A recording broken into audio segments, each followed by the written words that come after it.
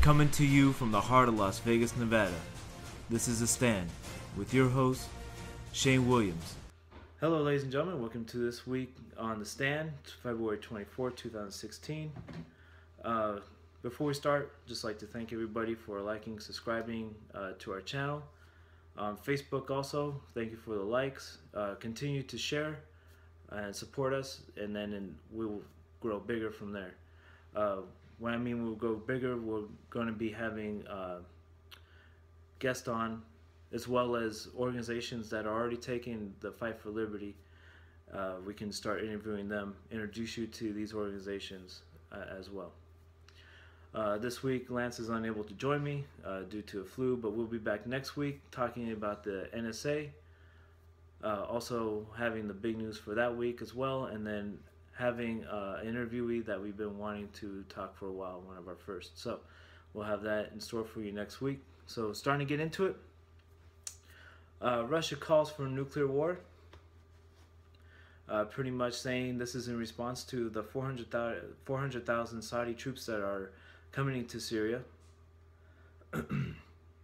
And Saudi is also saying that they have nuclear capability as well. So we could be possibly entering World War III, along with a nuclear fallout if they decide to go that route.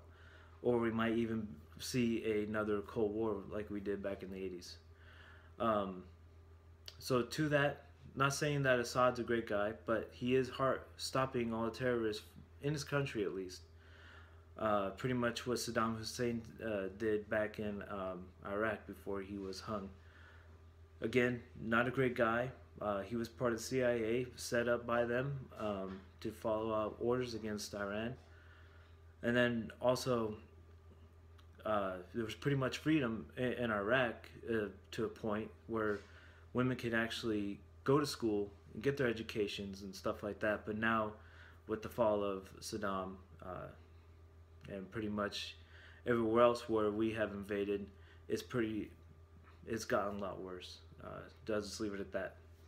So, big news. Nothing you're going to see on mainstream media.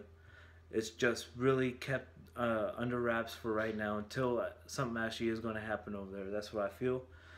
And it's not going to be until last minute that we're going to have to start gearing up, have our troops sent over to Syria, and pretty much go face to face with have war with pretty much the Russians versus U.S.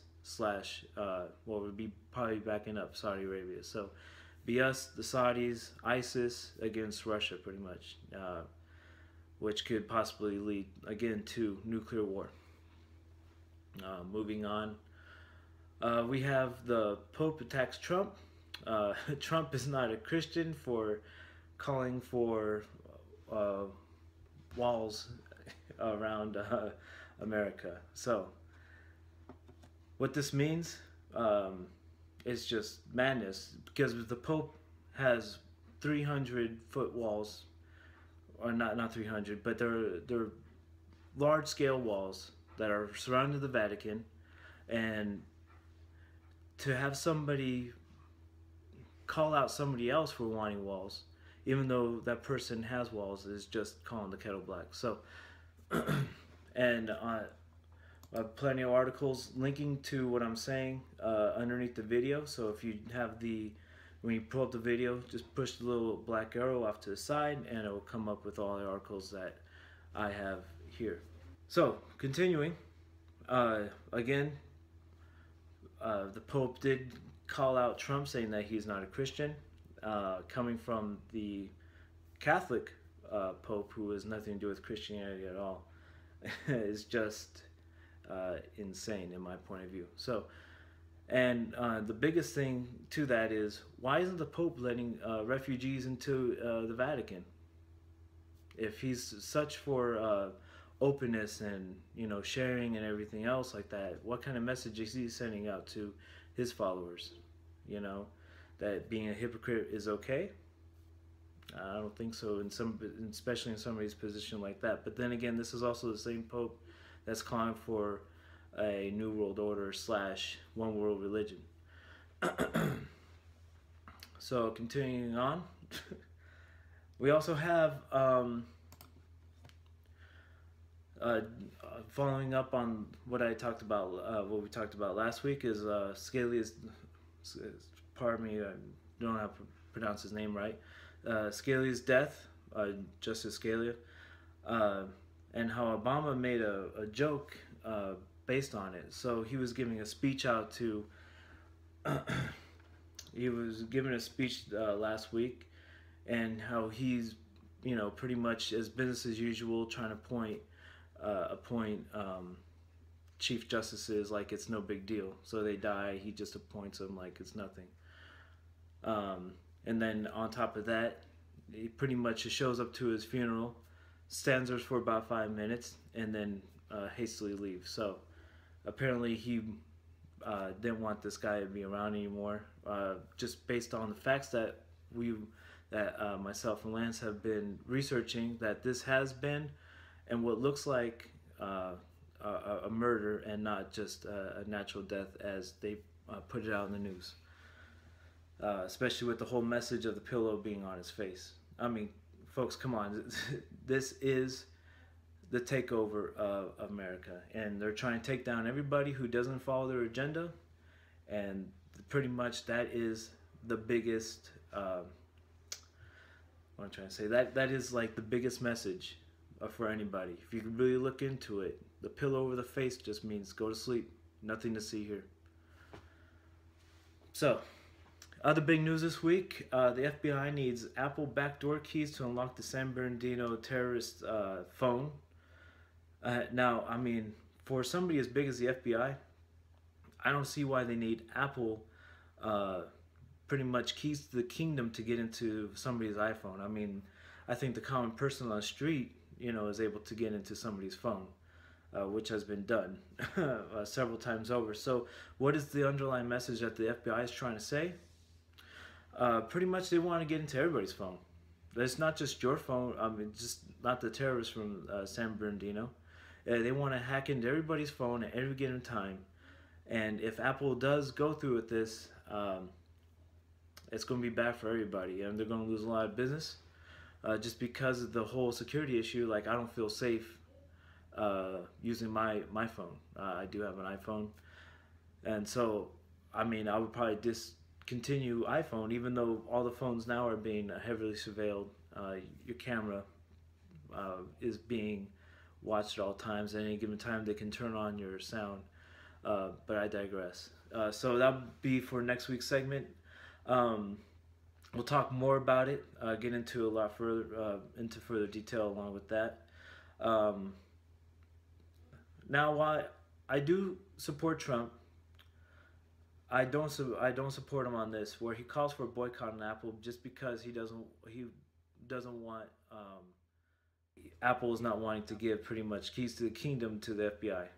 Now, this is a very, how should I say, a wolf in sheep's clothing issue.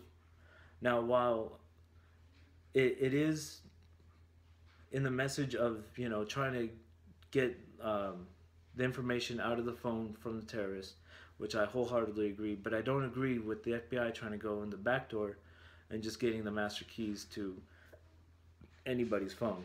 Even though now the director of PI is saying, it's only for that phone only, and then we're going to stop. But there's many fractions within the FBI, CIA, and also other government agencies. So if the FBI has it, who knows who else can get it within the FBI? So I'm going to have to disagree with Trump on this one. I think he should look into his research a little bit more and find out that, there is the underlying tone that the FBI is going to get into anybody and everybody's phone. Continuing on, we have MSNBC censors Bernie Sanders for talking about the TTP. Now, for those who don't know or new to the show, the TTP is a trans partnership, global partnership with other major corporations. Pretty much, it's a treaty. It's the treaty.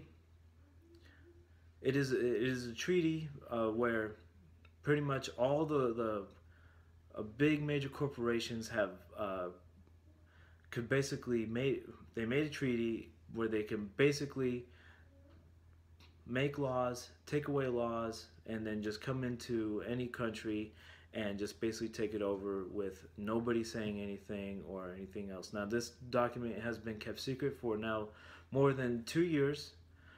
Senators have just now voted on it to want to say that um, if they're even going to want to look at it or not. Now, while I'm not a big supporter of the communist Sanders, I mean socialist for now. While I'm not a big supporter of him, I do support him on this topic alone. I mean, this is huge. This not only talks about the TTP and how nobody knows about it, how it's kept secret, but I like the fact that he is coming out talking about it. But now MSNBC is pretty much censoring everything he says about it. So, and the articles are being taken down about it. It was very hard to find this particular article that I got the information from. This is almost the equivalent to Marie Le Pen in France. She is the front runner for the presidency over there. And she recently got in prison for talking about the refugees, the Muslim refugees coming over to France and taking over. I'll have that article up as well.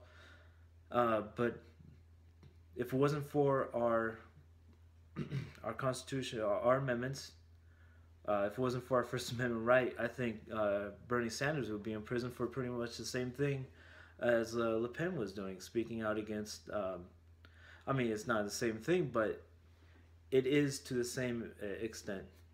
I mean, it's just so they can't put him in jail for talking about it, but they can just change the channel, just take him off air completely.